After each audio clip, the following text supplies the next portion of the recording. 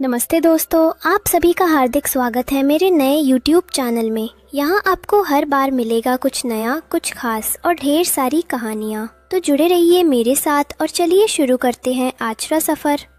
हमारी आज की कहानी शुरू होती है एक रेस्टोरेंट से, जहाँ वेन युन हमारी स्टोरी की मेन लीड जाती है एक लड़के के साथ जिन्हें वो ब्लाइंड डेट करती है। तब लड़का कहता है कि मिस वेन, हमारी ली फैमिली पिछली 9 जनरेशन से सिंगल है, उसका कोई वारिस नहीं है। हम दोनों शादी के बाद हमारे हेल्दी बच्चे करेंगे जो ली फैमिली के वारिस होंगे। और वेन युन के साथ बदतमीजी करने लगता है। फिर वेन कहती है, मिस्टर लिन, हम सिर्फ यहाँ डेट के लिए आए हैं, आप ये क्या बोल रहे हैं और क्या कर रहे हैं, मुझे ये बिल्कुल अच्छा नहीं लग रहा है। तब लिन कहता है, मुझे तो नहीं लगता कि इसमें कुछ गलत है और मुझे तो तुम्हें ऐसे छूना अच्छा लग रहा है, ये बहुत अच्छा सुकून दे रहा है। तभी वेन युन खड़ी हो जाती है, कहती है आज के लिए इतना ही और पानी पीती है। फिर बोलती है, मुझे कुछ ठीक नहीं लग रहा, आप मेरे लिए ठीक नहीं हैं। लिन कहता है कि तुम्हें लगता है मैं तुम्हारे लिए सही लड़का नहीं हूँ, पर विनियन तुम भूलो मत कि 1 साल पहले जो गू फैमिली से तुम्हारा रिश्ता टूटा है उसके कारण कोई तुमसे शादी नहीं करना चाहता है।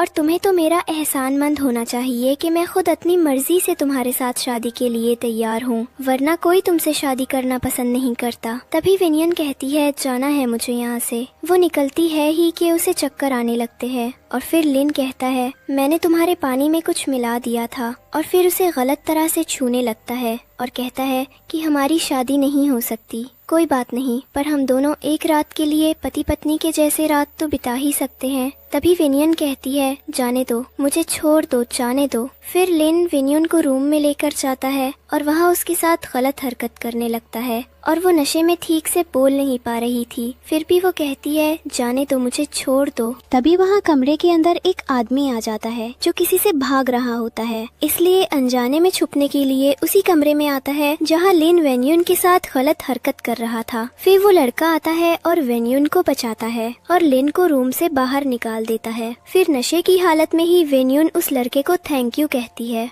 और कहती है, मेरी एक बार और मदद करो। और फिर विनियन और वो लड़का जो उसे बचाने आता है, दोनों के बीच रिलेशन बन जाता है। फिर हमें सुबह का सीन दिखाया जाता है जहाँ पर लड़की बिस्तर में सोई हुई है, उसके चारों तरफ कपड़े बिखरे रहते हैं। जैसे ही उसकी नींद खुलती है तो वो देखती है कि वो लड़का नहीं है और उसके हाथ में एक बहुत ही महंगी अंगूठी थी। फिर वो उठती है, तभी उसे एक फोन आता है जो कहता है कि मिस विनियन, आपकी माँ का हॉस्पिटल बिल बहुत समय से नहीं दिया गया है, बिल दे दीजिए वरना उनका ट्रीटमेंट रोक दिया जाएगा। तब विनियन कहती है, आपके कहने का मतलब है कि मेडिकल का बिल अभी तक नहीं दिया गया है। फिर विनियन भारी बारिश में भीगते हुए घर जाती है और अपनी सौतेली बहन को आवाज लगाती है और कहती है, विंसेन, विंसेन, प्लीज दरवाजा खोल दो। मैंने तुम्हारी बात मानी और तुम्हारी अरेंज की गई ब्लाइंड डेट में गई थी, तो फिर तुमने अभी तक मेरी माँ का मेडिकल बिल क्यों नहीं चुकाया है? क्या तुमने मुझसे झूठ बोला? प्लीज दरवाजा खोल दो, प्लीज खोलो ना दरवाजा, मुझे तुमसे बात करनी है।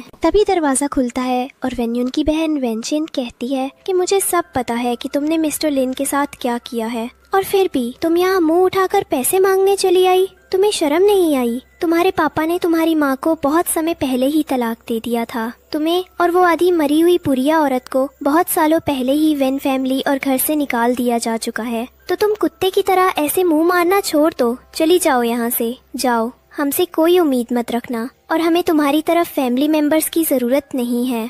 और वेनचिन अपनी बहन वेन्युन का सामान बाहर फेंक देती है और जाने को कह देती है। और तभी वेन्युन नीचे गिरती है और उसकी रिंग भी गिर जाती है जो उस लड़के ने दी थी। वेनचिन कहती है उस रिंग को देखकर कि इतनी वैल्यूएबल रिंग तुम्हारे पास कैसे है, तुम्हारी तो औकात ही नहीं है इसे रखने की। और वो रिंग वेनचिन रख लेती है। वेन्युन चिल्लाती है कि ये रिंग वापस दे दो, ये मेरी नहीं है, इसे मुझे किसी को वापस करना है, ये किसी और की अमानत है। तभी वेनचिन कहती है कि इतने सालों से हमने और हमारी फैमिली ने तुम्हारी माँ का मेडिकल बिल भरा है। तभी वेन्युन कहती है, चाहे तो मुझे मार लो, पर प्लीज मेरी हेल्प कर दो, मेरे साथ आओ और मेरी माँ को बचा लो प्लीज। पर वेनचिन दरवाजा बंद करती है और अंदर चली जाती है और वेन्युन बाहर पूरी तरह से भीग जाती है और वही बारिश में बैठकर रोने लगती है। सोचती है कि वो अपनी माँ का ट्रीटमेंट अब कैसे करवाएगी। इसी बीच म्यूजिक बजने लगता है।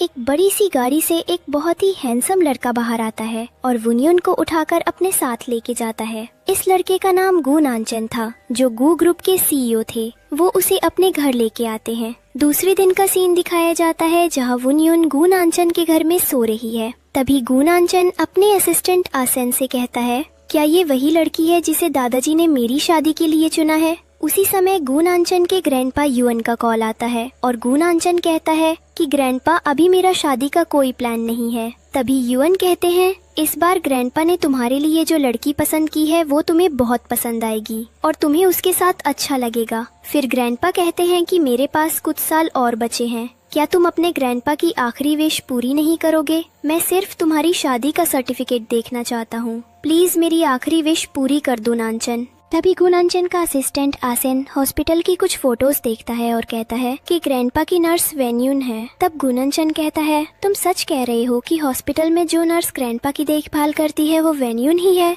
तुम पूरे विश्वास के साथ कह रहे हो ना आसेन? असिस्टेंट आसेन कहता है, हाँ मैं सच बोल रहा हूँ, वो मिस वेन्यून ही है। वही दूसरी तरफ वेन्यून को होश आ रहा था और वो कहती है, मुझे मत छुओ, मत छुओ, मुझे प्लीज जाने दो। तभी अचानक से उसकी आंख खुलती है। वो अपने चारों तरफ देखती है। तभी वो गु नानचन को अपने सामने देखकर बहुत हैरान हो जाती है और कहती है, तुम कौन हो तुम और यहाँ क्या कर रहे हो? तभी वो कहता है कि मेरे ग्रैंडपा हॉस्पिटल में है और उनकी आखिरी विश है कि मेरी तुमसे शादी हो जाए और मैं उन्हें जल्दी ठीक करना चाहता हूँ। तुम्हें क्या लगा मैं अपनी मर्जी से तुमसे शादी करूँगा? पर वेन्यून को कुछ समझ नहीं आता। वो कहती है, कौन है पर आप और क्या बकवास किए जा रहे हैं? फिर वेन्यून कहती है, हॉस्पिटल में ग्रैंडपा से, क्या आप ग्रैंडपा गु के ग्रैंडसन हैं? पर गु नानचन गुस्से में कहते हैं, बंद करो अपनी ये एक्टिंग करना। इसमें कोई शक नहीं है कि ग्रैंडपा तुम पर बहुत विश्वास करते हैं, पर मुझसे उम्मीद मत रखना और मेरे यूज करने का सोचना भी मत। तब वुनयुन कहती है, क्या मतलब है तुम्हारा कि ग्रैंडपा गु तुम्हारी शादी मुझसे कराना चाहते हैं? तब गु नानचन कहता है, बिल्कुल ऐसा ही है। तुम्हें क्या लगा मैं अपनी मर्जी से तुमसे शादी करूंगा? मैं सिर्फ अपने ग्रैंडपा के लिए ये शादी करूंगा ताकि वो जल्दी से ठीक हो जाएं। तब वुनयुन कहती है, तुम मेरी शादी क्यों कंट्रोल करोगे? मैं तुमसे शादी नहीं करना चाहती। फिर गु नानचन कहता है, तुम्हारी माँ का ट्रीटमेंट हॉस्पिटल में रुका हुआ है क्योंकि तुमने अभी तक बिल नहीं दिया है। क्या लगता है तुम्हें ऐसे वो कब तक रह पाएंगी? तब वुनयुन कहती है, क्या तुम मेरी माँ को बचा सकते हो? प्लीज प्लीज उन्हें बचा लो, प्लीज उनकी जान बचा लो। तुम जैसे कहोगे मैं वैसे करूंगी, बस मेरी माँ को बचा लो। फिर दोनों के बीच एक कॉन्ट्रैक्ट होता है। क्या आप ग्रैंडपा गु के ग्रैंडसन हैं? आई विश पूरी करने के लिए करेगा और वुनयुन इसलिए ताकि गु नानचन उसकी माँ के ट्रीटमेंट का हॉस्पिटल बिल दे दे। फिर दोनों शादी कर लेते हैं। उसके बाद गु नानचन वुनयुन को एक फुल बॉडी चेकअप के लिए लेकर जाता है, ये देखने कि उसे कोई बीमारी तो नहीं है। तभी वहाँ टेस्ट की रिपोर्ट आती है तो डॉक्टर कहते हैं उन्हें कोई बीमारी नहीं है,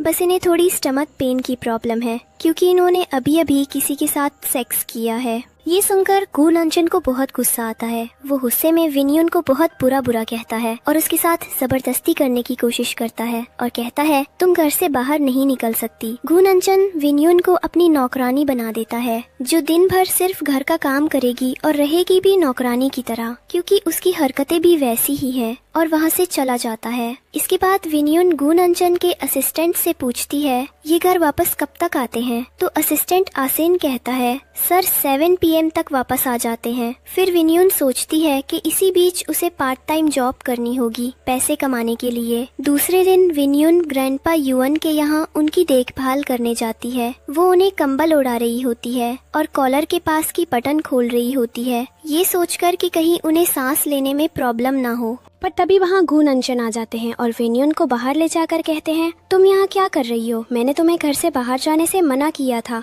और तुम क्या मेरे बूढ़े ग्रैंडपा के साथ क्या करना चाह रही थी? क्या तुम उसके साथ भी अपना रिलेशन बनाना चाहती हो? तुम जैसी लड़की को तो कुछ दिखता भी नहीं है, बस तुम्हें अपने जिस्म की भूख मिटानी होती है और पैसे कमाने होते हैं। अपने आप को भी बेच देती हो तुम लोग पैसों के लिए। तभी वहाँ ग्रैंडपा उठ कर आते हैं और दोनों को ब्लेसिंग्स देते हैं और कहते हैं, मैं बहुत खुश हूँ कि तुम दोनों ने शादी कर ली और मेरी आखिरी विश भी पूरी कर दी। अब मैं आराम से चैन की सांस लेते हुए भी मर जाऊं तो कोई गम नहीं है। तभी वुनयुन ग्रैंडपा युअन के पास जाती है और कहती है, आप ऐसे क्यों बोल रहे हैं? अभी तो आपको बहुत लंबी जिंदगी जीनी है। फिर ग्रैंडपा युअन कहते हैं, तुम्हें मेरा पोता गु नानचन परेशान तो नहीं करता? जब भी ये तुम्हें परेशान करे तो तुम मुझे बता देना। जिस पर विन्यून कहती है, मुझे गुननचन बिल्कुल परेशान नहीं करते, उल्टा मेरा बहुत ध्यान रखते हैं। ग्रैंडपा कहते हैं, हाँ वो तो रखेगा ही, तुम पत्नी हो उसकी। फिर ग्रैंडपा वहाँ से चले जाते हैं। फिर विन्यून कहती है, काम है मेरा, मैं पैसे के लिए काम कर रही हूँ। तभी गुननचन अपना कार्ड विन्यून को देकर कहता है,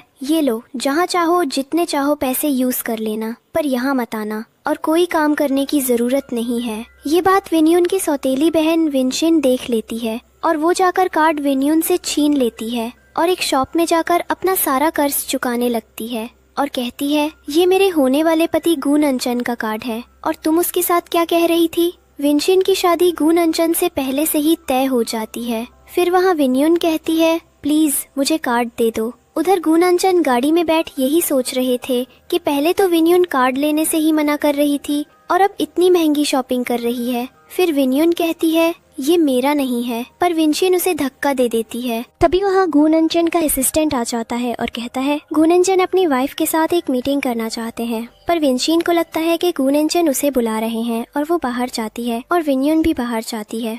तभी गुननचन आते हैं और देखते हैं कि विनशिन ने वही रिंग गले में पहनी थी जो उन्होंने बारिश वाली रात उस लड़की को दी थी जिसके साथ उन्होंने पहली बार नाइट स्पेंड की थी। तो वो पूछते हैं, उस रात रेस्टोरेंट में तुम दी जिसने मेरे साथ रात बिताई थी। तभी विनशिन को याद आता है कि ये रिंग तो उसने विन्यून से पूछा जाता है। तब वो झूठ बोल देती है, हाँ उस रात मैं ही थी उस रेस्टोरेंट में और वो मेरा फर्स्ट टाइम था। फिर विनशिन को घर ले जाया जाता है जहाँ विन्यून ने निकर वाले कपड़े पहने थे। वहाँ विनशिन बहुत ही अच्छी बनने की कोशिश करती है और कहती है, बहन विन्यून तुम यहाँ क्या कर रही हो और ये नौकर की पोशाक में। पर विन्यून अपनी शादी की बात नहीं करती और कहती है, मैं यहाँ काम करती हूँ, क्योंकि गुननचन ने उसे किसी को भी बताने से मना किया था कि वो मिसेस गुननचन है। तभी गुननचन विंगसिन को खाने के लिए ले जाता है। विंगसिन अच्छा बनने के लिए कहती है, बहन विन्यून आओ तुम भी हमारे साथ खाना खा लो। पर विन्यून मना कर देती है और वहाँ से जाने लगती है। तभी गुननचन उसे रोक लेता है और कहता है, विंगसिन को सूप सर्व कर दो। विन्यून जाती है और विंगसिन को सूप सर्व करती है। तभी विंगसिन जानबूझकर विन्यून के हाथ में सूप गिरा देती है और कहती है, माफ करना मैंने ठीक से पकड़ा नहीं था। गुननचन विन्यून के हाथ पर जेल लगा देता है और तभी गुननचन का ध्यान पाने के लिए विनशिन अपने हाथ में भी निशान बना लेती है और कहती है, मुझे भी यहाँ जल गया है। पर गुननचन ध्यान नहीं देता और वहाँ से चला जाता है। उसके बाद वो विनशिन से कहता है, अब तुम्हें घर जाना चाहिए, बहुत देर हो गई है। पर विनशिन बहाना बनाते हुए कहती है, क्या आज मैं यही रुक सकती हूँ? घर में कोई नहीं है, मैं अकेली हूँ, तो मुझे वहाँ डर लगेगा। गुननचन मान जाता है और विनशिन को यही रुकने की अनुमति दे देता है। इसके बाद विन्यून घर की सफाई कर रही होती है। तभी विनशिन उसके पास आती है और कहती है, तुम्हें पता था मेरी और गुननचन की शादी की बात चल रही है, इसलिए तुम यहाँ पहले से आ गई ना। अब तुम गुननचन को मुझसे अलग करना चाहती हो ना, ये कभी नहीं होगा। ऐसा बोलकर वो विन्यून को एक थप्पड़ मारती है और कहती है, तुम भी अपनी माँ की तरह हो जो किसी और के पति पर नजर रख सकती है। ये सुनकर विन्यून को गुस्सा आ जाता है और वो भी विनशिन को थप्पड़ मार देती है। तभी वहाँ गुननचन आ जाता है। विनशिन गुननचन के पास जाकर कहती है, ये देखो कैसे मार रही है मुझे। गुननचन कहता है, कैसे मारा तुमने विनशिन को? तुम्हारी हिम्मत भी कैसे हुई ऐसा करने की? तभी विन्यून दोबारा विनशिन को एक और थप्पड़ मारती है और कहती है, ऐसे मारा था मैंने इसे। इसके बाद गुननचन विन्यू को लेकर कमरे में जाता है जहाँ वो उसके साथ सेक्स करने लगता है। पर विन्यू कहती है, बाहर विनशिन तुम्हारा वेट कर रही है, वैसे भी तुम उसके होने वाले पति हो। पर गुननचन नहीं सुनता। तभी विनशिन कमरे के बाहर आ जाती है और वहाँ विन्यू की आवाज सुन लेती है। उसे लगता है कि गुननचन और विन्यू के बीच जरूर कुछ चल रहा है और वो दोनों एक कमरे में हैं। ये देखकर विनशिन को बहुत गुस्सा आता है और वो सोचती है कि अब विन्यू को सबक सिखाना होगा। दूसरे दिन जब विन्यू स्विमिंग पूल के पास सफाई कर रही होती है तभी विनशिन आती है और उसे कल रात की बात के लिए बुरा भला कहती है। फिर वो उसे पूल में धक्का दे देती है और वहाँ से चली जाती है। विन्यू पूल में डूब रही होती है। बहुत मुश्किल से वो पूल के किनारे तक पहुँचती है और फिर अपने आप को बाहर निकाल लेती है। अगला सीन दिखाया जाता है जहाँ विन्यू किचन में खाना बना रही है। तभी विनशिन उसे वीडियो कॉल करती है और दिखाती है, देखो तुम्हारी माँ कोई मूवमेंट नहीं कर रही है। विनशिन तुरंत हॉस्पिटल जाती है और जाकर देखती है कि उसकी माँ का ऑक्सीजन मास्क विंशिन ने निकाल दिया था। विंशिन कहती है अभी सारे डॉक्टर मीटिंग में है, कोई नहीं आएगा। तुम गुणांचन से दूर रहना समझ गई, वरना अगली बार तुम्हें और तुम्हारी माँ दोनों को एक साथ मार दूंगी। फिर दोनों वहाँ आपस में लड़ने लगते हैं। विंशिन कहती है एक बार माँ ठीक हो जाए फिर मैं खुद ही गुणांचन का घर छोड़ दूंगी। पर विंशिन नहीं सुनती और उसे चाकू से मारने की कोशिश करती है, लेकिन विंशिन बच जाती है और विंशिन को नीचे गिरा देती है। तभी विंशिन की माँ को थोड़ा थोड़ा होश आने लगता है। विंशिन वहाँ से चली जाती है। फिर डॉक्टर आते हैं और विंशिन की माँ निंग का चेकअप करते हैं और कहते हैं इनकी सर्जरी के लिए यही सही समय है, अभी सर्जरी करानी होगी। तब विंशिन की माँ निंग कहती हैं सर्जरी में कितने पैसे लगेंगे? डॉक्टर कहते हैं 10 मिलियन। ये सुनकर निंग कहती है हमारे पास इतने पैसे नहीं हैं, इतने पैसे हम कहाँ से लाएंगे? विनियन कहती है डॉक्टर आप सर्जरी की तैयारी करो, मैं पैसे लेकर आती हूँ। मिंग कहती है इतने पैसे तुम कहाँ से लाओगी? विनियन कहती है माँ मैंने शादी कर ली है और मेरे पति इस शहर के सबसे अमीर आदमी हैं। मिंग कहती है तुमने शादी कर ली, ये अच्छा तो है, लेकिन तुम्हें अच्छे से रखते हैं ना? विनियन कहती है हाँ माँ वो बहुत अच्छे हैं, मैं पैसे लेकर आती हूँ। फिर विनियन घर जाती है और सारी बातें गु विनियन नंचन को सारी बातें बताती है और कहती है गु नंचन माँ आपसे मिलना चाहती हैं। नंचन कहता है ठीक है, मैं कल तुम्हारे साथ तुम्हारी माँ से मिलने चलूंगा। दूसरे दिन विनियन और गुणांचन हॉस्पिटल जाते हैं और निंग विनियन की माँ से मिलते हैं। वहाँ निंग बहुत खुश होती है और उन्हें ब्लेसिंग्स देती है। वो गुणांचन को सर्जरी के लिए पैसे देने पर शुक्रिया भी कहती है। गुणांचन जवाब देता है आप विनियन की माँ है तो मेरी भी माँ ही हुई, इसमें कैसा शुक्रिया, ये तो मेरा फर्ज था। इसके बाद गुणांचन और विनियन वहाँ से बाहर आते हैं। विनियन गुणांचन को धन्यवाद बोलती है और कहती है तुमने बहुत अच्छा नाटक किया मेरी माँ के सामने, एक अच्छे पति बनने का और उनकी हेल्प करने का। लेकिन ये सारी बातें विंशिन सुन लेती है। घर जाकर वो अपनी माँ से कहती है हमारी पीठ पीछे गुणांचन ने विनियन से शादी कर ली है। उसकी माँ कहती है अभी ये बात किसी को पता नहीं है, वो तुम्हारी जगह नहीं ले पाएगी, उसका हाल भी उसकी माँ जैसा होगा, तुम टेंशन मत लो। विंशिन कहती है मेरे पास एक प्लान है। फिर रात का सीन दिखाया जाता है। विनियन कहीं जा रही होती है, तभी कुछ लोग उसे रोड किनारे ले जाते हैं। वहाँ विंशिन कैमरा लेकर उसकी रिकॉर्डिंग कर रही होती है। फिर दोनों आदमी विनियन की इज्जत लूटने की कोशिश करते हैं। विनियन विंशिन के सामने हाथ जोड़ती है और कहती है मुझे जाने दो, प्लीज छोड़ दो। लेकिन विंशिन नहीं सुनती। वो लोग विनियन की इज्जत लूट के भाग जाते हैं और विनियन को वही रोड किनारे छोड़ देते हैं। तभी वहाँ गुणांचन आता है। विनियन को उस हालत में देखकर वो शॉक हो जाता है और उसे तुरंत हॉस्पिटल ले जाता है। विंशिन ये देख लेती है कि गुणांचन वहाँ पहुँच गया है, इसलिए वो सारे सबूत मिटाने के लिए कहती है। उधर विनियन का इलाज चलता है। गुणांचन इस एक्सीडेंट की जांच के लिए अपने असिस्टेंट आसिन को कहता है। आसिन विनियन के पास बैठा था। वो देखता है कि विनियन कितनी सहमी हुई है और बार बार कह रही है छोड़ो मुझे, प्लीज जाने दो, मुझे मत छुओ, छोड़ दो। फिर होश आता है तो विनियन गुणांचन को गले लगा लेती है। फिर उठकर वहाँ से जाने की कोशिश करती है, पर गुणांचन कहता है तुम्हें अभी रेस्ट की जरूरत है, तुम आराम करो, उन्हें मैं सजा दूंगा, वैसे भी तुम गुणांचन की पत्नी हो। विनियन कहती है नहीं, जाने दो मुझे, मैं आज विंशिन से बदला लेकर रहूंगी और उससे पूछूंगी कि उसने ऐसा क्यों किया। गुणांचन कहता है पर इस बात का कोई सबूत नहीं है कि इसमें विंशिन का हाथ है, तुम कैसे करोगी, इसलिए तुम आराम करो और ये बात मुझ पर छोड़ दो, मैं संभाल लूंगा। वो वहाँ से बाहर चला जाता है।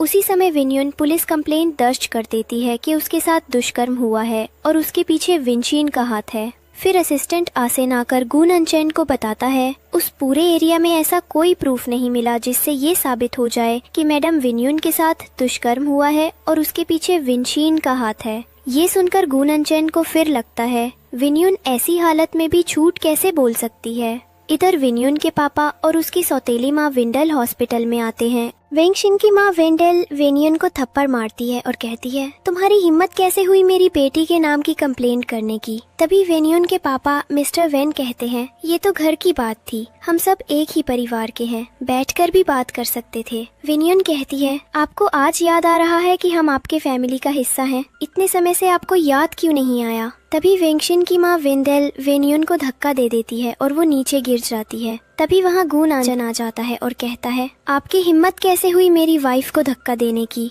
विंडेल कहती है, तुम जानते हो मैं कौन हूँ? गुनांचन कहता है, कौन है आप?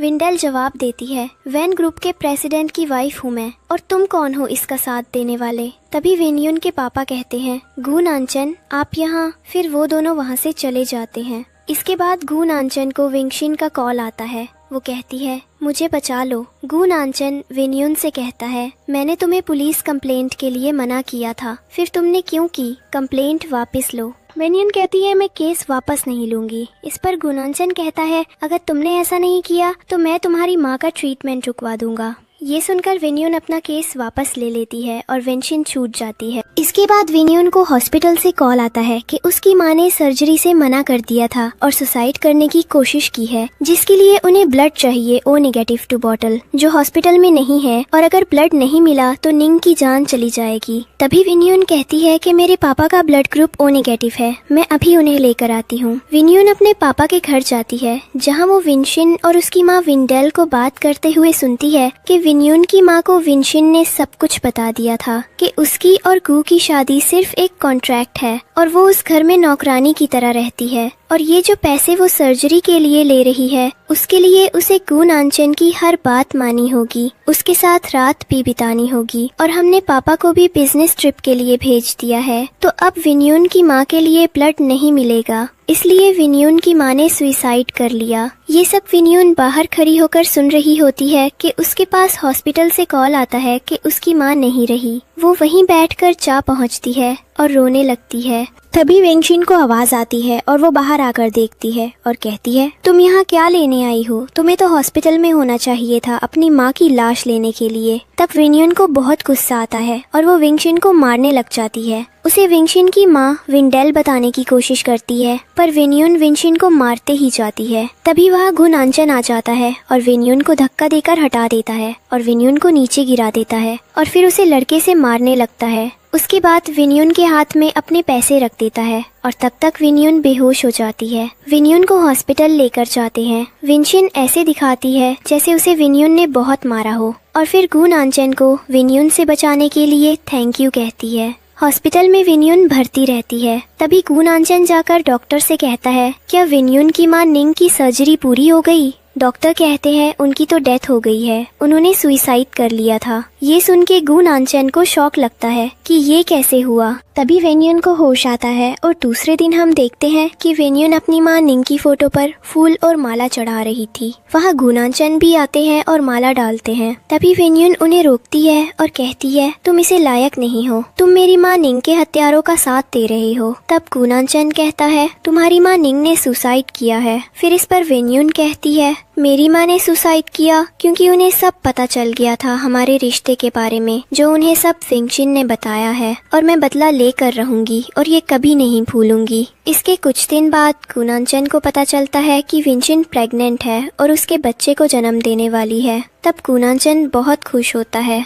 और वो विंगशिन के पास जाकर उसको बधाई भी देता है, पर कहता है कि ये बात अभी किसी को पता नहीं चलनी चाहिए। वही दूसरी तरफ गुनांचन की माँ एक पार्टी रखती है जिसके लिए गुनांचन विन्यून को अपने साथ जाने को कहता है, क्योंकि वो उसकी वाइफ है और उसकी वाइफ होने के नाते ये उसकी रिस्पॉन्सिबिलिटी है कि वो फैमिली फंक्शन अटेंड करे। वेन्यून नाम जाती है और गुनांचन के साथ पार्टी में जाती है। दोनों जाते हैं। तभी गुनांचन को एक कॉल आ जाता है और वो कहता है, तुम चलो मैं अभी आता हूँ। वेन्यून जाती है। वहाँ गुनांचन की माँ आती है और कहती है, अच्छा तुम हो मेरी बेटी, गुनांचन की कुछ दिनों की पत्नी, और उस पर ड्रिंक फेंक देती है। पर वेन्यून बहुत शांति से कहती है, अच्छा आप है गुनांचन की माँ, और उनकी ब्लेसिंग्स लेती है। पर वे उसे धक्का दे देते हैं और उसकी इंसल्ट करने लगते हैं कि तुम गरीब हो इसलिए मेरे बेटे को फंसा लिया क्योंकि वो गू ग्रुप का CEO है। और गुनांचन की माँ फिर से वेन्यून को मारने लगती है। तभी वहाँ गुनांचन आते हैं और कहते हैं, माँ ये आप क्या कर रही है? ये मेरी पत्नी है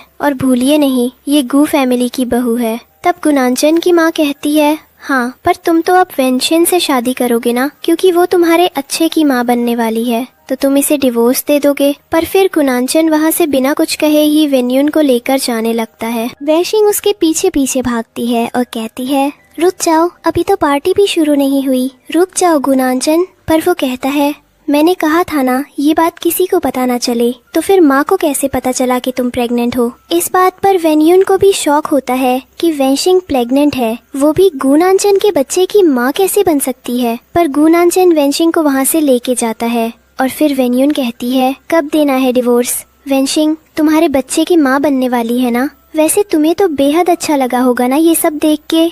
मेरी इंसल्ट हुई तो तुम्हें तो बहुत मजा आया होगा ना। और फिर चलते चलते सीढ़ियों में रुक जाती है और वहीं बैठ जाती है। गुनांचन आता है और बोलता है क्या हुआ तुम्हें? तभी वो विस हो जाती है। फिर वेन्यून को हॉस्पिटल लेकर जाया जाता है। हॉस्पिटल में चेकअप होता है। डॉक्टर कहती है कि सब नॉर्मल है पर आपको केयर करने की बहुत जरूरत है। गुनांचन कहता है क्यों डॉक्टर, क्या हुआ है वेन्यून को? तब डॉक्टर कहती है कि वेन्यून प्रेग्नेंट है और वो आपके बच्चे को जन्म देने वाली है। ये बात सुन के गुनांचन बहुत गुस्सा होता है क्योंकि उसे लगता है कि ये बच्चा उसका नहीं हो सकता। जब उन्होंने कुछ दिन पहले ही फिजिकल रिलेशन बनाए हैं तो प्रेगनेंसी पीरियड 1.5 मंथ्स का कैसे हो सकता है? वो वेन्यून का गला दबाने लगता है और कहता है बताओ कौन है इस बच्चे का बाप, बताओ।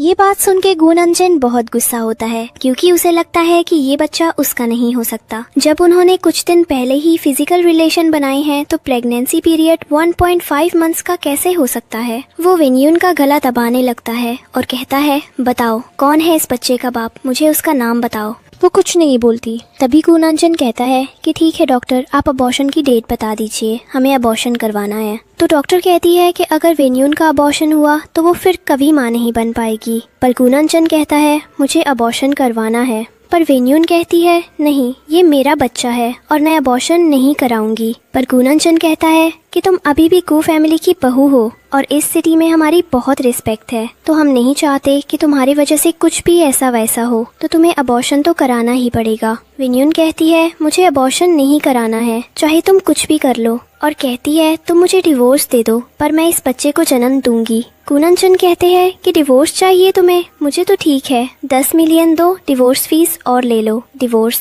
पर अगर नहीं दोगी तो तुम्हें अबॉर्शन तो करवाना ही पड़ेगा। उसके बाद गुनांचन वहाँ से चले जाता है और वेन्यून रोने लगती है और डॉक्टर से कहती है मुझे अबॉर्शन नहीं करवाना है। और तभी वेन्यून बेहोश हो जाती है और उसे हॉस्पिटल में उसके रूम में लेकर जाया जाता है। फिर जब उसे होश आता है तो वो कहती है प्लीज डॉक्टर मेरे बच्चे को बचा लीजिए, मैं इसे खोना नहीं चाहती। तब डॉक्टर कहती है ठीक है हम तुम्हारे बच्चे को बचा लेंगे पर तुम्हें अपना भी ख्याल रखना होगा और हर महीने एक इंजेक्शन लेना होगा, पर वो काफी कॉस्टली है और एक इंजेक्शन तुम्हें आज ही लेना पड़ेगा। फिर वेन्यून सोचने लगती है कि इतने पैसे वो कहाँ से लाएगी। तभी डॉक्टर गुनांचन से कहती है कि सर एक इंजेक्शन लेना है तो आप बिल पे कर दीजिए। वो कर देता है और इन पैसों से वेन्यून को इंजेक्शन मिल जाता है। इसके बाद वेन्यून वापस गुनांचन के घर जाती है पर विंशिन पहले से भी सामान लेकर बाहर खड़ी होती है और कहती है मुझे तो पता ही था तुम एक दिन इस घर से निकाली जाओगी और मुझे पता चला है कि तुम्हें अपने बच्चे के बाप का नाम भी नहीं पता,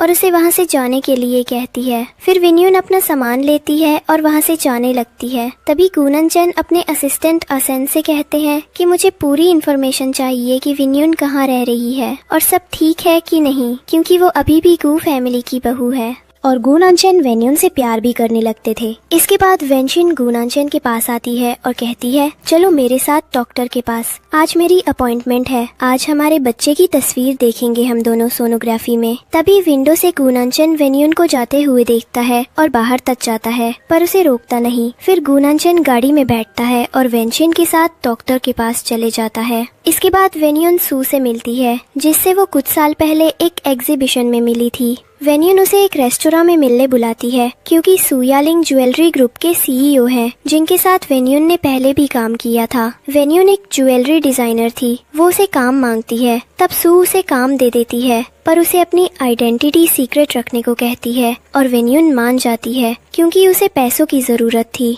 इसके बाद वेन्यून एक नेकलेस डिजाइन करती है और उसे बेचने के लिए एक ओकेजन रखा जाता है जहां गुनांचन भी जाता है और उसके साथ वेनशिन भी जाती है। गु नानचेन वहाँ वेनियन को देखकर कहता है, मुझे तो पता ही था कि यही तुम्हारा काम है, अमीर आदमी देखे तो तुम उनके साथ मिल जाती हो। उसके बाद गु नानचेन वहाँ से चल जाता है। तभी वेन्यून पानी पीने जाती है और वहाँ गु याचेन आता है जो वेन्यून का एक्स बॉयफ्रेंड था। वो कहता है, ओह तुम यहाँ, अच्छा लगा तुमसे मिलके, तुम सिर्फ अमीरों को पटाती हो, कैसी लड़की हो तुम। और उसके साथ बदतमीजी करने लगता है और कहता है कि कितने पैसे लोगी बता देना, पैसे की कमी तो हमारे पास भी नहीं। पर तभी वहाँ गु नानचेन आ जाते हैं और कहते हैं, तुम यहाँ क्या कर रहे हो गु याचेन। गु याचेन हैरान हो जाता है और कहता है, अंकल आप यहाँ। तब वेन्यून को पता चलता है कि गु याचेन गु नानचेन का नेफ्यू है। गु याचेन कहता है, अंकल आप जैसे समझ रहे हैं वैसे बिल्कुल नहीं है, मैं तो बस यहाँ पानी पीने आया था। फिर गु नानचेन गु याचेन को वहाँ से जाने को कहता है और फिर से वो वेन्यून को कहता है, ओह वाओ, एक साथ 3 आदमियों के साथ तुम रिलेशनशिप बना रही हो, कितनी अजीब हो तुम, 3 ज्वेलरी को एक साथ, शर्म नहीं आती तुम्हें। और गु नानचेन वेन्यून के करीब चला जाता है और उसे किस कर देता है। वेन्यून कहती है, गु नानचेन तुम ये क्या कह रहे हो, मैं यहाँ सिर्फ एक डिजाइनर बन के आई हूँ और मुझे अपने डिजाइन की गली ज्वेलरी बेचना है और तुमको पैसे देना है, तुम मुझे डिवोर्स दे दो, ऐसा कहती है वेन्यून। तभी गु नानचेन कहता है, मैंने तो तुमसे कहा था 10 मिलियन फीस दो और डिवोर्स ले लो। तभी वेन्यून गु नानचेन को अंदर लेके जाती है और वहाँ वे दोनों बैठ जाते हैं क्योंकि ज्वेलरी का ओकेजन स्टार्ट हो जाता है। तभी पहली बोली गु याचेन 3 मिलियन की लगाता है, फिर गु नानचेन 5 मिलियन की बोलता है वेन्यून की बनाए नेकलेस के लिए। तभी वेनशिन कहती है कि तुम इसके लिए इतने पैसे क्यों दे रहे हो, इसकी कीमत तो 3 मिलियन से ज्यादा नहीं है। इसके बाद गु याचेन फिर से 6 मिलियन की बोली लगाता है और गु नानचेन उसकी दुगनी बोली लगाकर 12 मिलियन में वो नेकलेस खरीद लेता है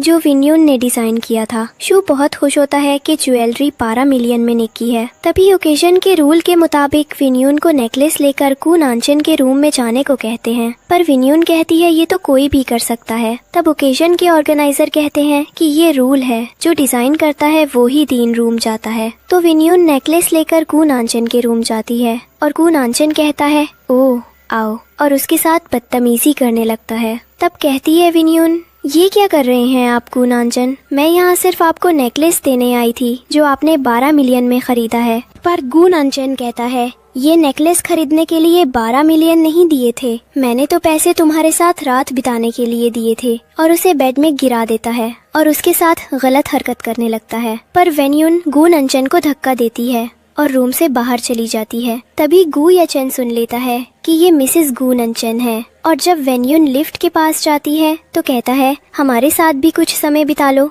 जैसे अंकल गु नानचेन के साथ बिताया है। वेन्यून कहती है, बिल्कुल सही कहा, तुम्हें अपने नेफ्यू के साथ समय तो बिताना चाहिए, आना फिर कभी अपने अंकल आंटी से मिलने घर। और वहाँ से चली जाती है। दूसरे दिन ऑफिस में शू वेन्यून को उसके डिजाइन के लिए 4 मिलियन रुपीस देता है। तब वेन्यून कहती है, ये तो बहुत ज्यादा है, जिसमें शू कहता है, ये तुम्हारे मेहनत की है, तुमने इतनी अच्छी डिजाइन बनाई थी जो 12 मिलियन में बिकी है। पर तभी दूसरी तरफ वेनशिन योलिंग ज्वेलरी की नई डिजाइनर का पता लगाती है और गु नानचेन अपने असिस्टेंट असेन को कहते हैं कि ये पता लगाओ कि उस रात मेरे साथ रेस्टोरेंट में कौन था जिसके साथ मैंने रात बिताई थी। फिर असिस्टेंट कहता है कि पर वो तो वेनशिन है ना सर, जिसमें गु नानचेन कहता है कि पता नहीं, पर मुझे वेनशिन से वो फीलिंग नहीं आती जी मुझे उस रात आई थी। और हाँ, ये भी पता लगाओ कि आखिर वेनशिन के पेट में जो बच्चा है वो किसका, असिस्टेंट चाहता है। इसके बाद वेनशिन आती है गु नानचेन के पास और कहती है कि ये लो 5 मिलियन और बाकी के 5 मैं दे दूंगी, अब तुम मुझे डिवोर्स दे दो। गु नानचेन कहता है, मुझे सारे पैसे एक साथ चाहिए, जिसमें वेनशिन कहती है, रखाना नहीं रखना तुम्हारी मर्जी है। दोनों को साथ देखकर वेनशिन को अच्छा नहीं लगता और उसे लगता है कि गु नानचेन वेनशिन के बच्चे को अपना लेगा और फिर उसके बच्चे की कोई वैल्यू नहीं होगी, इसलिए वो डिसाइड करती है कि वो अपनी बहन वेनशिन का एबॉर्शन करवा देगी। इस काम के लिए वो अपने एक्स बॉयफ्रेंड फेंग ताओ को कहती है, क्योंकि फेंग ताओ के पापा ऑक्सिन हॉस्पिटल ग्रुप के चेयरमैन थे और वेन्यून अपने ट्रीटमेंट के लिए वहाँ जाती है। दूसरे दिन जब वेन्यून हॉस्पिटल चेकअप के लिए जाती है तब वहाँ डॉक्टर नहीं रहती, हमेशा उसका ट्रीटमेंट करती है और वहाँ कोई और डॉक्टर आ जाते हैं और एनेस्थीसिया देकर उसका एबॉर्शन कर देते हैं। जब वो होश में आती है तो बहुत दुखी हो जाती है और कहती है, क्यों किया मेरे साथ ये और किसने किया है। तभी वहाँ वेनसिन आती है और कहती है, ओ माय डियर सिस्टर, तुम्हारे तुम्हारे मिसकैरेज हो गया। सुन के बुरा लगा। वैसे ये गुणांचन ने ही कराया है ना, क्योंकि वही नहीं चाहते थे कि तुम ये बच्चा को जन्म दो, क्योंकि ये बच्चा उनका तो नहीं था ना। और ये कहकर वेंसिन वहाँ से चली जाती है। वेन्यून कहती है, गुणांचन, मैं तुमसे बहुत नफरत करती हूँ। तुमने मेरे बच्चे को मार दिया, तुमने मेरे साथ वाइस नहीं किया। वहीं दूसरी तरफ गुणांचन को उसके असिस्टेंट आसन बताते हैं कि रिपोर्ट आ गई है और वेन्यून के पेट में जो बच्चा है वो गुणांचन का ही है। गुणांचन बहुत खुश होता है और उसे अपने किए बिहेवियर के लिए बहुत बुरा लगता है। वो वेन्यून से मिलने हॉस्पिटल जाता है और उसके लिए फ्लावर भी लेकर जाता है। वहाँ जाकर कहता है, वेन्यून, मुझे माफ कर दो, मैंने तुम्हारे साथ जो भी किया, अब तुम मेरे साथ रहोगी और मैं अपने बच्चे का बहुत ख्याल रखूंगा। मुझे पता चल गया है कि ये बच्चा मेरा ही है। तभी गुणांचन को पता चलता है कि वेन्यून ने अबॉर्शन करवाया, पर वो कहता है, तुमने अबॉर्शन क्यों करवाया? तुम तो इस बच्चे को जन्म देना चाहती थी ना। तब वेन्यून गुणांचन को धक्का देती है और कहती है, मेरे बच्चे का अबॉर्शन करके अब मुझे बोल रहे हो कि मैंने ऐसा क्यों किया? फिर गुणांचन कहता है कि तुम्हें कोई गलत फहमी हुई है, ये मैंने नहीं किया। पर वेन्यून उसकी बात नहीं सुनती और गुणांचन को बाहर जाने को कहती है। फिर गुणांचन बाहर चला जाता है। वो दुखी था कि उसने अपना बच्चा खो दिया, इसलिए वो अपने असिस्टेंट आसन को कहता है कि वेन्यून ने अबॉर्शन क्यों कराया, इस बात का पता लगाओ। जिस पर असिस्टेंट आसन कहता है कि मैडम, वेन्यून अपना अबॉर्शन क्यों कराएंगी? जिस बच्चे के लिए उन्होंने आपका घर छोड़ दिया, उसे वो खुद नहीं मरना चाहेगी। जरूर इसके पीछे किसी और का हाथ है। ये सुन के गुणांचन को बहुत गुस्सा आता है और पूरे मामले का पता लगाने को कहता है और उस रात वाली लड़की के बारे में भी पूछता है कि पता चला कि नहीं। तब असिस्टेंट आसन कहता है कि उस रात की सारी वीडियो रिकॉर्डिंग डिलीट है, पर रेस्टोरेंट के ओनर ने सिस्टम से निकाल के देना कहा है। फिर गुणांचन और असिस्टेंट आसन वहाँ से चले जाते हैं। इसके बाद डॉक्टर आती है जो वेन्यून का ट्रीटमेंट कर रही थी। आकर कहती है कि तुम्हारे रिपोर्ट्स आ गई हैं और तुम्हें स्टमक कैंसर है, लास्ट स्टेज। तब वेन्यून कहती है, पर ये कैसे हो सकता है? मैं तो बहुत ध्यान रखती थी हर चीज का। तब डॉक्टर कहती है कि वेन्यून, तुम्हारे अबॉर्शन की वजह से तुम्हारे स्टमक में एक केमिकल फैल गया था, जिसके कारण तुम्हें स्टमक कैंसर हो गया। फिर वेन्यून को याद आता है कि उसकी माँ निंग को भी यही बीमारी थी और वो मर गई थी। फिर वहाँ गुणांचन आते हैं और कहते हैं कि तुम मेरे साथ चलो मेरे घर पर। वेन्यून जाने के लिए मना कर देती है। फिर गुणांचन कहता है कि तुम अभी भी मेरी वाइफ हो, इस बात को भूलो मत और मेरे साथ चलो। वेन्यून गुणांचन के घर जाती है। वहाँ वो बैठी रहती है। तभी वहाँ वेंचिन आती है और कहती है, तुम यहाँ क्या कर रही हो? गुणांचन कहता है, मैं इसे यहाँ लेके आया हूँ, पर तुम यहाँ क्या कर रही हो? तो वेंचिन कहती है, आज बेबी ने हार्ट बीट सुनाई तो मैं इसे तुम्हें सुनाने आ गई। वैसे भी ये हमारा बेबी है ना, तो तुमको भी सब पता होना चाहिए। और हाँ वेंचिन, मुझे तुम्हारे मिसकैरेज के बारे में सुन के बहुत बुरा लगा, पर अब कर ही क्या सकते हैं, जो होना था वो हुआ। तब गुणांचन कहता है कि तुमने ये कैसे किया? वेन्यून का मिसकैरेज हो गया। जिस पर वेंचिन कहती है कि असिस्टेंट आसेन भाई ने मुझे बताया था, मैं वेन्यून के बारे में सारी जानकारी रखती हूँ। तभी गुणांचन वेन्यून को फल करने को कहता है। वो फल करके लाती है और तभी बहुत तेज तेज खाना खाने लगती है, पर गुणांचन को लगता है वो नाटक कर रही है और वो वहाँ से चला जाता है। वेंचिन घर जाती है और अपनी माँ को कहती है कि माँ, आज गुणांचन मुझसे सवाल कर रहा था मिसकैरेज के बारे में, उसे मुझ पर सहज तो नहीं हो गया है ना? पर ऐसे कैसे हो सकता है? मैंने तो कोई प्रूफ ही नहीं छोड़ा था। तब उसकी माँ कहती है, मुझे पता चला है तुम अभी भी तुम्हारे एक्स बॉयफ्रेंड फेंग ताओ के कांटेक्ट में ही तो। वेंचिन कहती है, माँ, बस मैं उससे अपना काम करवा रही थी, इसलिए मैंने उससे बात की थी। वही दूसरी तरफ गुणांचन की माँ उसके घर जाती है जब वेन्यून घर में अकेली रहती है। ये बात असिस्टेंट आसन गुणांचन को बता देता है। गुणांचन की माँ वेन्यून से कहती है, अरे तुम यहाँ क्या कर रही हो? तुम्हें तो मेरे बेटे ने घर से बाहर निकाल दिया था और तुम फिर से आ गई, चली जाओ यहाँ से। और वेन्यून को मारने लगती है। वेन्यून कहती है, मैं यहाँ खुद नहीं आई, मुझे यहाँ आपका बेटा खुद लेके आया है, मैं तो उससे डिवोर्स लेना चाहती हूँ। तो गुणांचन की माँ वेन्यून को धक्का देके नीचे गिरा देती है। तभी वहाँ गुणांचन आ जाते हैं और कहते हैं, आपकी हिम्मत कैसे हुई मेरी वाइफ को हाथ लगाने की? आपको अंदर किसने आने दिया? आज के बाद आप यहाँ नहीं आ सकती। ये सुन के गुणांचन की माँ गुस्से में वहाँ से चली जाती है। फिर गुणांचन वेन्यून से कहते हैं कि अब अगर कुछ ऐसा हो तो तुम मुझे सबसे पहले कॉल करना।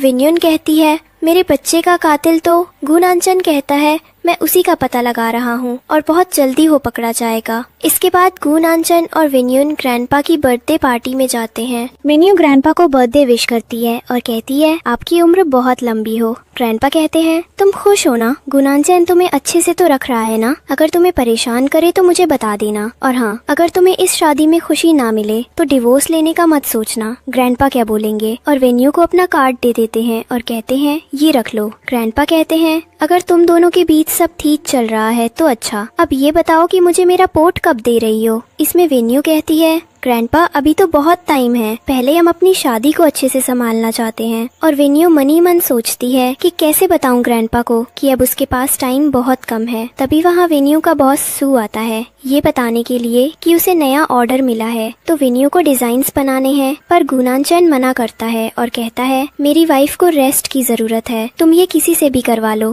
पर वेन्यू कहती है ये मुझे करना है। और उसी समय जब कुछ देर के लिए गु नानचन वहाँ से जाता है तो वेन्यू सू को अपनी स्टमक कैंसर के बारे में भी बता देती है और कहती है किसी से ना कहना। इसके बाद सब डिनर करने जाते हैं जहां गु नानचन सबका आभार व्यक्त करता है कि सब उसके ग्रैंडपा की बर्थडे पार्टी में आए और वो सबके सामने कहता है इनसे मिलिए, ये है मेरी वाइफ वेन्यून। वेन्यून कहती है ये अचानक तुम सबके सामने क्यों बता रहे हो। गु नानचन कहता है इससे अच्छा कोई और मौका नहीं होता बताने का। तभी वेन्यून को खांसी आती है और वो कहती है मैं अभी आती हूँ और वॉशरूम में चली जाती है। वहाँ वो आईने में देखती है और खुद से कहती है क्या मुझे भी गु नानचन से प्यार हो गया है, पर कैसे हो सकता है, मुझे तो गु नानचन से डिवोर्स लेना है। ये बात बाहर खड़ा गुयाचन सुन लेता है और वॉशरूम में जाकर वेन्यून के साथ गलत हरकत करने लगता है। तभी वहाँ उसे बचाने के लिए गु नानचन पहुँचता है और गुयाचन को मारने लगता है। गुयाचन कहता है मैं तो बस हाथ धोने आया था, इसने मुझे ही बुलाया था।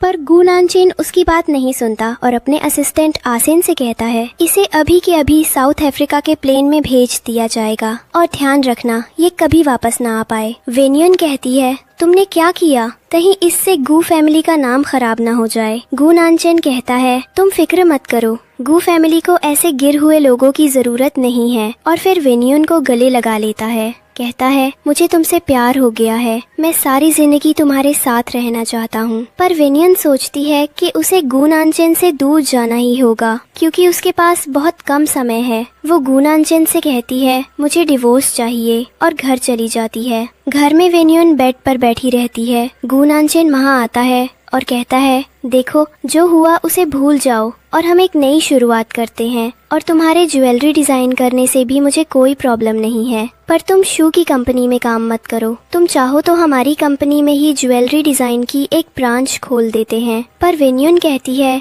इसकी कोई जरूरत नहीं है। तभी गु नानचन कहता है हम हमारा दूसरा बच्चा कर लेंगे। वेन्यून कहती है मुझे तुमसे डिवोर्स चाहिए। फिर गु नानचन जबरदस्ती करने लगता है और कहता है जब सब ठीक हो रहा है तो तुम्हें डिवोर्स क्यों चाहिए। तभी वेन्यून को खांसी आती है और उसके मुंह से खून आने लगता है। ये देखकर गु नानचन डर जाता है और कहता है तुम ठीक हो ना, मैं अभी डॉक्टर को बुलाता हूँ। पर वेन्यून मना करती है और कहती है तुम बस यहाँ से चले जाओ। दूसरे दिन असिस्टेंट आसिन गु नानचन को बताता है कि विंचन अबॉर्शन के तुरंत बाद हॉस्पिटल गई थी वेन्यून से मिलने, और डॉक्टर जो वेन्यून का ट्रीटमेंट कर रही थी उसे बिजनेस ट्रिप के नाम पर बाहर भेज दिया गया था, और ये सब फोंग ताओ ने किया था जो विंचन का एक्स बॉयफ्रेंड था। फिर गु नानचन कहता है पर फोंग ताओ ये क्यों करेगा, उसे क्या मिलेगा ये करके। तभी असिस्टेंट आसिन कहता है आपके साथ रेस्टोरेंट में जो उस रात लड़की थी वो मैडम वेन्यून थी, न कि विंचन। ये सुनकर गु नानचन को शौक लगता है और वो सोचता है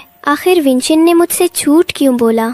असिस्टेंट आगे बताता है कि फेंग ताओ ने 2 दिन के लिए एक विला बुक किया है जहां वो अपनी गर्लफ्रेंड के साथ है। गु नानचन कहता है क्या ये गर्लफ्रेंड वेंशन है। असिस्टेंट कहता है सर ये कंफर्म नहीं है। इसके बाद गु नानचन विला पहुंचता है जहां फेंग ताओ और वेंशन बाथटब में बैठे होते हैं। गु नानचन के आने पर वेंशन कहती है मैंने कुछ नहीं किया, इसने मुझे ड्रग्स देकर यहाँ लाया था, मुझे बचा लो। पर गु नानचन उस पर भरोसा नहीं करता। वो फेंग ताओ को बुरी तरह टॉर्चर करता है और कहता है बताओ तुमने ऐसा क्यों किया और किसके कहने पर किया, क्यों करवाया वेन्यून का अबॉर्शन। फेंग ताओ कहता है मुझे नहीं पता, मैंने कुछ नहीं किया। गु नानचन उसे और मारता है, पानी में उसका सिर डाल देता है। तब फेंग ताओ कहता है मैं सब बताता हूँ, हाँ उसका मिसकैरेज मैंने ही करवाया था और वेन्यून का जो रेप हुआ था उसके पीछे भी मेरा ही हाथ था। और जैसे ही वो बताने वाला होता है कि ये सब करने के लिए उसे वेंशिन ने कहा था। तभी असिस्टेंट आसिन वेंशिन की माँ विंडेल को वहाँ लेकर आता है।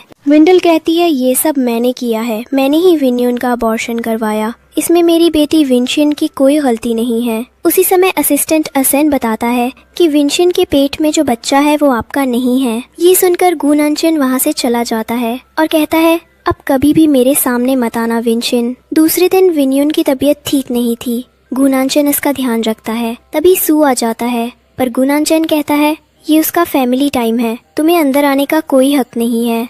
उसे घर में जाने से रोकता है। तभी वहाँ वेन्यून आती है और कहती है इन्हें मैंने बुलाया है क्योंकि मुझे जानना है कि क्लाइंट को कैसी ज्वेलरी चाहिए। इसके बाद वेन्यून शू को अंदर ले जाती है। ये बात गु नानचेन को बिल्कुल अच्छी नहीं लगती। तभी शू कहता है मैंने एक एक्सपर्ट के साथ तुम्हारी अपॉइंटमेंट कंफर्म कर दी है, याद से चले जाना। और फिर वो अच्छे से चला जाता है। तभी वहाँ वेंशिन आती है और कहती है गु नानचेन मुझे माफ़ कर दो, मैं अपनी माँ की तरफ से भी माफ़ी मांगती हूँ। उसी समय वेन्यून को खांसी आती है और उसके मुंह से ब्लड आने लगता है। गु नानचेन तुरंत उसे कमरे में ले जाता है। उसे देखकर वेंशिन सोचती है यही तो उसकी माँ निंग के साथ भी हुआ था और फिर उसे स्टमक कैंसर हो गया था, कहीं वेन्यून को भी तो नहीं हो गया। लेकिन वो गु नानचेन के सामने कहती है सिस्टर वेन्यून तुमने फिर से ड्रिंक करना शुरू कर दिया क्या? पहले भी तुम्हारे साथ यही होता था ना जब तुम ज्यादा ड्रिंक करती थी। गु नानचेन कहता है ये क्या है, तुम्हें अपने आप का ध्यान रखना चाहिए था ना। तब वेन्यून सोचती है आज भी गु को मेरी बातों से ज्यादा विंशिन की बातों पर भरोसा है। फिर विंशिन गु नानचेन को जबरदस्ती अपने साथ ले जाती है, ये बोलकर कि पापा ने नई डील के लिए बुलाया है। इसके बाद वेन्यून घर छोड़कर चली जाती है और गु नानचेन के लिए एक लेटर लिखती है कि उसे ढूंढने मत आना। जब गु नानचेन घर आता है तो देखता है कि वेन्यून जा चुकी है। वो बहुत परेशान होकर उसे ढूंढता है। उधर वेन्यून हॉस्पिटल में अपना ट्रीटमेंट करवा रही होती है। उसके साथ शू होता है। तभी शू के पास गु नानचेन का कॉल आता है। वो कहता है मुझे बताओ वेन्यून कहाँ है, वरना तुम्हारी कंपनी को मैं बर्बाद कर दूंगा। पर शू कुछ नहीं कहता और वहाँ से चला जाता है। उसी समय शू की कंपनी की एक एम्प्लॉई आकर वेन्यून का ध्यान रखती है। वेन्यून पूछती है क्या हुआ, शू कहाँ गया? वो कहती है सर ने बताने से मना किया था, पर मैं आपको बताती हूँ, कंपनी में बहुत बड़ी प्रॉब्लम खड़ी हो गई है।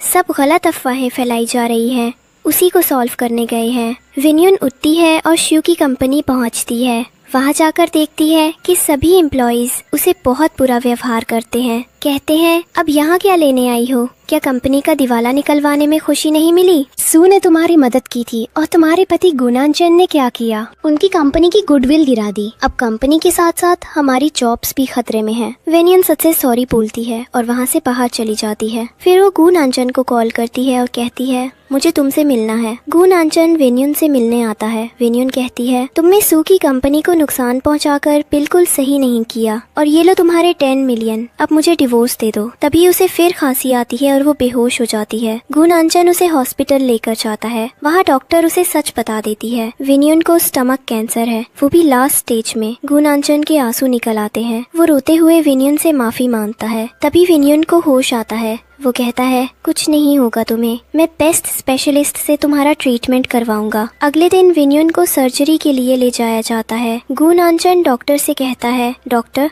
सब ठीक होगा ना? डॉक्टर कहती है हम अपनी पूरी कोशिश करेंगे। थोड़ी देर बाद डॉक्टर बाहर आती है और कहती है माफ कीजिए, सर्जरी सक्सेसफुल नहीं हो पाई। वेन्यू के पास अब बस थोड़ा समय है, वो आपसे बात करना चाहती है। गु नानचेन अंदर जाता है। वो फूट फूट कर रोता है और कहता है तुम्हें कुछ नहीं होगा, मैं तुम्हें बचा लूंगा। वेन्यू हल्की मुस्कान के साथ कहती है मैं तो हमेशा तुम्हारे साथ हूँ, मैं तुमसे बहुत प्यार करती हूँ और अगले जन्म में मैं जरूर तुम्हारे बच्चे को जन्म दूंगी। तभी गु नानचेन अपनी जेब से वो रिंग निकालता है जो उसने पहली बार रेस्टोरेंट में वेन्यू को दी थी। वो उसे देता है। वेन्यू कहती है ये रिंग तो? गु नानचेन कहता है हाँ, ये रिंग अब अपने असली हकदार के पास है और उस रात वो आदमी मैं ही था। वेन्यू की आंखों से आंसू गिरते हैं। वो कहती है तुमने पहले क्यों नहीं बताया, मैं कब से ढूंढ रही थी, तुमने बहुत देर कर दी बताने में, बहुत कुछ रह गया। और इतना कहकर वो अपनी आखिरी सांस ले लेती है और यहीं पर हमारी कहानी खत्म होती है।